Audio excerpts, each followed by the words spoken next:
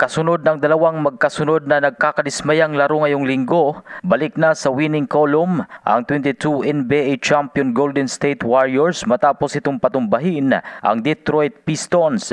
Maalalang magkasunod na natalo ang Warriors sa naging laban nito sa Sacramento Kings at Miami Heat, kung saan kapwa tinambakan ng dalawang nabanggit na team ang Golden State. Sa naging laban ng Warriors at Pistons ngayong araw, nagawa ng GS na pigilan ang comeback attempt ng Pistons sa huling quarter at ipinuste ang 3 puntos na panalo. Dalawa rito ay mula sa huling free throw ni Stephen Curry. Ang panalo ng Warriors ay sa kabila pa ng mistulang off night ng NBA superstar na si Curry. Tinangka kasi ni Curry na magpakawala ng 21 shots, ngunit 5 lamang ang nagawa niyang maipasok. Mula sa 21 shots, 14 dito ay pawang mga 3-pointer at 2 lamang dito ang kanyang naipasok. Wala ring player ng GS ang nakapagpasok ng 20 points o mas mataas pa. Sa kabuuan ng laban, umabot lamang sa 17 points ang nagawa ni Curry, habang kumamada rin ito ng 10 rounds. Muli ring gumawa ng double performance ang sophomore na si Tracy Jackson Davis, 14 points at 10 ribs. Sa panig ng Detroit, nanguna si Cunningham na gumawa ng 32 points sa kabuuan lang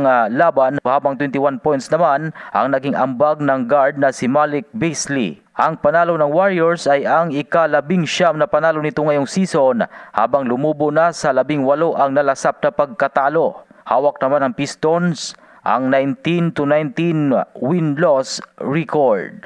Yan ang Balitang Sports. Ito si Ray Tampos para sa Radyo Alternatibo Balita Nationwide.